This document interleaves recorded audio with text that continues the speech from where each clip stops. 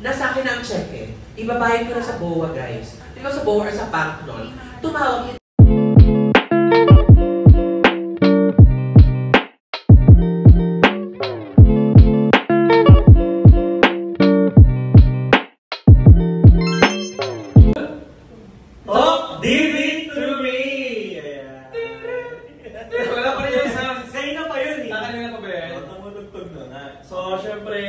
good evening, dear podcasters. Ano bang tawag natin sa mga podcasters? Audience. Papahirapan pa ba natin mga sarili natin? Audience natin. And syempre, welcome to our special podcasters for tonight. Special podcasters. Syempre si UMJP. Kilala nyo na sila, guys. Palakpakan naman natin virtually. Of Team Infinite. And of course, your Tio of Team Adamant. Okay naman kayo sa screen, guys. Sa screen, parang sabihin natin na nakita ko yung paglaki nila dito sa and ang nakakatuwa dyan, it's been how many years na? Parang feeling ko tuloy ang Gloria Romero ako dito. 6 years. 2019 kami. So batches kayo? No, he was ahead for 1 quarter. Yeah. January ka, no? January 2019. Tapos, April. 1 quarter. 1 quarter. So, batches kayo? Batches na din. Okay, sige. Simulan na natin. Yeah. Kasi nakakatuwa, no, na you're here. Siyempre, si UMJP lagi naman nandito yan. Kasi nandito tayo sa ating studio. But it's nice to have you back.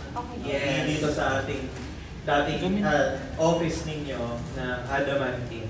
Pero siguro ang gusto kong itanong muna, siyempre hindi na alam ng mga ibang tao yung naging journey ninyo. Correct. Pagbutan na kasi nila, BMA as MRT, as unit manager, as consistently qualifiers sa mga incentive fees, mga namamayag lang. Yun yung naabutan nila. Pero behind that achievements, behind those achievements, for sure, nagsimula rin kayo, or maybe nagmulan din kayo, nagsimula rin kayo somewhere.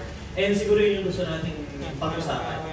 Ayun yung gusto nating talakayin, and maybe we can share to our audience na for sure marami tayong mga rookie audience. And of course, not so rookies, pero most likely, makaka-relate sa journey ninyo. So siguro, something na paano ba kayo nag-start? Paano ba kayo nag-start dito sa Pro?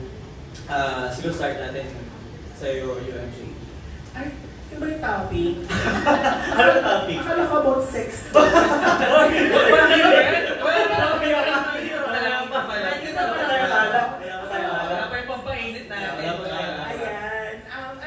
So paano ako nag-start? Siyempre, I started, actually, kwento ko lang na very quick. Ang talagang unang nag-approach sa akin, si Day. So, syempre si Day, nakikita ko na kasi yan sa Starbucks ko, sa Market. Lagi ako doon, Yossi era ko pa yun. Bad girl. Bad girl. Alam mo na nag-Yossi ako sa labas lagi. No? So, pero nag-quit na ako.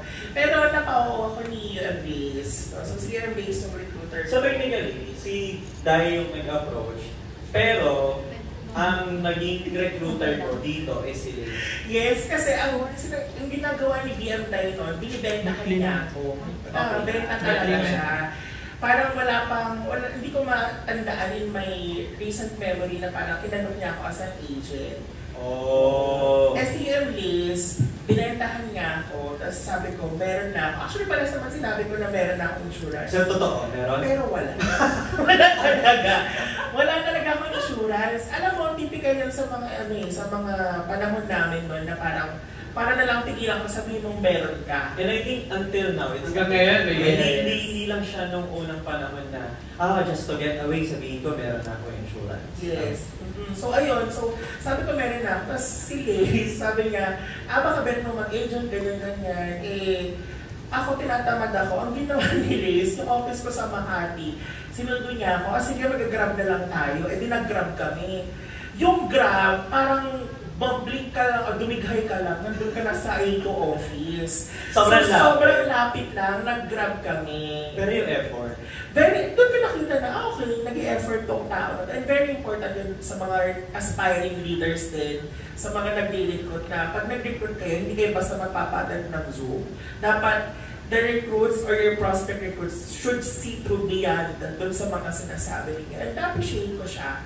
So, maganda ko ng BYB, the rest is history. Dami kong hindi alam, takot ako, pero kinabukasan, nagbayad na ako ng 4,000 something kasama na debriefing. Pero, bakit ka nagbayad agad? Bakit ka kumbaga, what made you decide na, okay, sige, gagawin ko to? Nagbayad ako agad kasi nagtiwala lang ako na parang, syempre, nakita ko yung mga tao na naglaga ako, ang pupugi, diba? Tapos, name one. Ay, wala na. No, I mean, nagano na ako, no? Parang nagbayad na ako kasi nakita ko ang gaganda ng parang ano din yung sarili na sa mga ibang tao, ganyan. Tapos parang feeling ko nung dumating ako doon, parang alipin ako. Parang sabi ko, gusto ko din maging ganito. Oh, okay. So, ayun, tsaka BM, nakita ko yung testimony ng mga nagsalita. And nakita ko yung culture din. Kasi kumakain pa lang kami, dami ng chika. Diba? Ang dami ko naman kwento. Hindi to BYB. BYB? Magalit yung mga tao sa BYB. Iba yung tensa.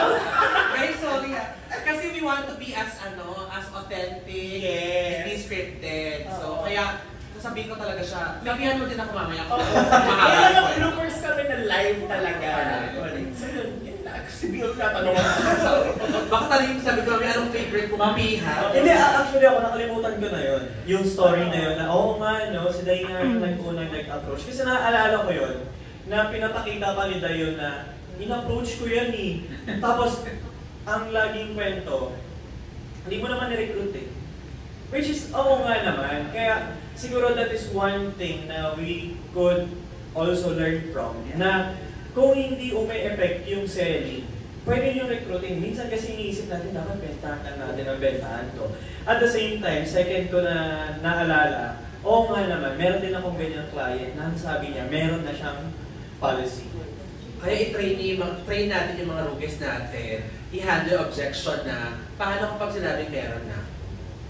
Recruiting talaga. Meron ka na, o sige, o alika dito mag-join. At sunduin.